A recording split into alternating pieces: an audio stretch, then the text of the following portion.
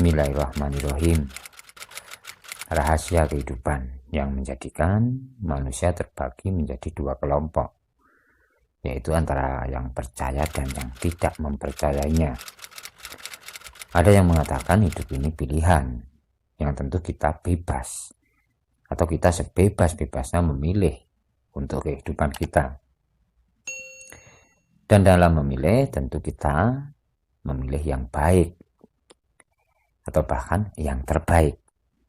Dan kita menghindari pilihan yang buruk atau pilihan yang salah. Orang akan memilih menjadi orang yang sukses dan kaya, dan tidak akan memilih menjadi orang yang miskin ataupun susah. Berbagai cara dilakukan untuk mendapatkan kesuksesan dan kekayaan. Meskipun tidak sedikit dari cara ataupun tindakan tersebut menjadikan terbalik dari harapan ataupun cita-cita. Ada juga atau tidak sedikit orang mudah menemukan kesuksesan dalam kehidupannya. Dan mereka tentu akan bangga dan puas dengan kebenaran pilihannya tersebut. Tetapi ada juga orang yang gagal dalam pilihannya, tetapi mendapatkan kesuksesan dan kekayaan atau bahkan kebahagiaan yang bukan pilihannya. Inilah hidup penuh dengan misteri, dan kita tidak akan bisa membongkar ataupun mengetahui misteri atau rahasia tersebut. Karena kita harus melewati, kita harus menjalani. Dan jika kita disuruh memilih antara kaya atau miskin, tentu jawabannya kaya. Dan ketika kita disuruh memilih antara bahagia dan susah, jawabannya tentu bahagia. Jadi pada dasarnya tidak ada pilihan yang buruk ataupun jelek. Dan kita akan lari menjauh dari kemiskinan dan kesusahan. Dan tentu akan mendekat ketika ada kebahagiaan dan kekayaan. Untuk mendapatkan kekayaan dan kebahagiaan yang saat ini menjadi simbol kesuksesan hidup, di zaman sekarang ini seolah kabur antara yang benar dan salah. Bahkan yang benar disalahkan dan yang salah dibenarkan. Hukum rimba menjadi hukum dalam kehidupan. Hilangnya naluri manusia dan muncul naluri hewan untuk kepuasan.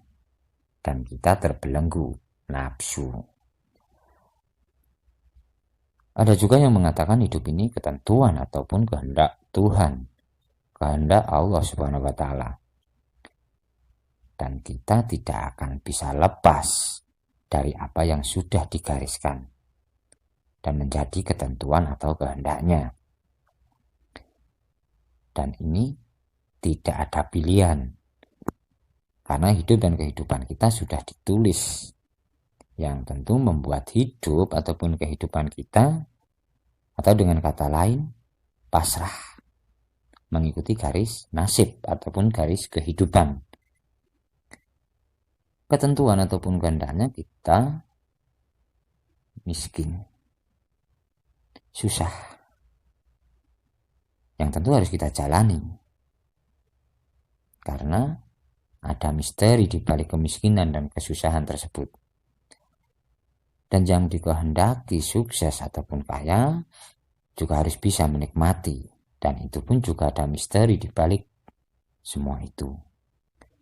Dan manusia tidak akan mengetahui misteri atau rahasia tersebut, karena hanya Allah yang mengetahuinya.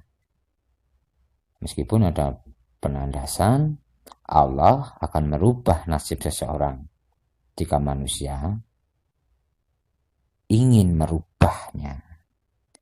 Kalau dikaji atau direnungkan dari kalimat tersebut, hal yang harus digarisbawahi, Allah mengikuti umatnya. Yang tentu karena sifat dasar Allah yang maha pengasih dan penyayang. Tetapi kalau kita kembalikan tentang kehendak atau ketentuan, semua kembali kepadanya, kepada kuasa dan kebesarannya.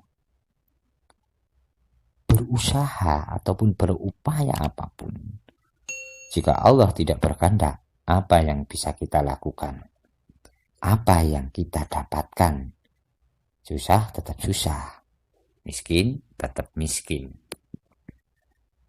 Tetapi jika Allah berkehendak, ada perubahan, yang itu karena ketentuannya yang disebut mukjizat. Tanpa berusaha ataupun berupaya, Allah membalikkan kehidupan manusia ataupun umat-umatnya, dan kembali kita tidak bisa menghindarinya. Ini bukti kekuasaan Allah atas ciptaannya. Dari dua pendapat ataupun pemahaman tersebut, hidup ini pilihan atau hidup ini ketentuan atau kehendaknya, menjadi titik balik keimanan kita pada Sang Pencipta. Karena dari kedua pendapat atau pemahaman tersebut bisa jadi keimanan kita kepada Sang Pencipta tunggal, goyah ataupun luntur. Karena kita dibuat bingung dengan pendapat ataupun dua pemahaman yang seolah-olah bertolak belakang. Dan ini menjadikan tantangan, takaran keimanan umat kepada kuasa dan kebesaran Allah Subhanahu wa Ta'ala. Tentu menjadi misteri atau rahasia tentang Allah Subhanahu wa Ta'ala. Orang yang kokoh, orang yang kuat imannya pada Allah, tentu tidak akan berpikir, tetap menjaga keimanannya, dan tidak ragu dengan kebesaran dan kuasanya, meskipun dibingungkan dengan pilihan atau takdir atau ketentuannya. Di akhir zaman, keimanan dipertaruhkan, karena tidak akan mengetahui yang benar dan salah. Karena yang kita anggap benar bisa jadi salah, dan yang kita anggap salah bisa jadi sebuah kebenaran. Satu di antara dua pilihan yang tentu kita tidak benar atau kita tidak bisa memilihnya. Ibarat kata judi ataupun mengundi nasib. Bayangkan ketika ada 73 pilihan dan hanya satu yang benar. Mengundi nasib kita di akhir perjalanan kehidupan antara surga dan neraka.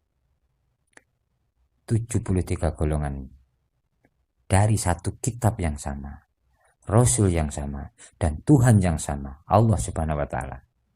Tetapi hanya satu yang benar. Penuh misteri dan tentu penuh jebakan.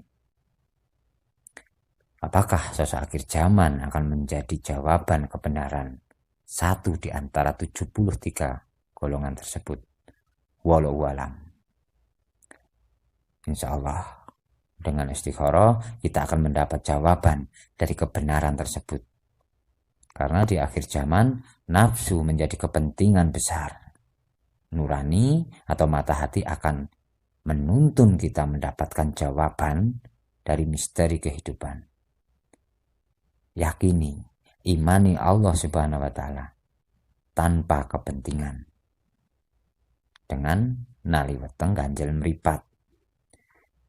Banyak berpuasa dan tirakat. Semoga kita terlindungi dari serangan atau gangguan dajjal. Dan semoga kita menjadi bagian dari perjalanan akhir zaman. Meskipun tidak ada yang tahu tentang misteri akhir zaman, hanya keyakinan kita akan adanya zaman baru dengan tokoh sosok akhir zaman yang misterius yang sudah ditulis dan dipersiapkan ratusan tahun yang lalu, dan waktu yang akan menjawab misteri alam tersebut. Dan sosok akhir zaman tersebut tentu pilihan Allah Subhanahu wa Ta'ala yang diproses lelaku, baik lahir maupun batinnya, yang tentu seperti lelaku Rasul-Rasul Allah, bukan Nabi ataupun Rasul Allah, dan tidak ada kitab yang dibawa, tapi dengan tujuan yang sama, menyelamatkan umat dan kehidupan dari kesesatan dan kekafiran.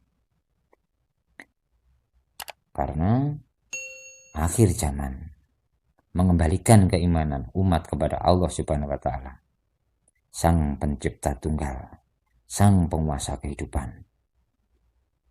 Meskipun ada yang percaya dan ada juga yang tidak mempercayainya, kembali kepada kuasa dan ketentuan dan kehendak Allah Subhanahu wa taala. Sosok akhir zaman, siapapun dia, dari manapun asalnya, keturunan siapa, yang pasti beliau orang Linuwih.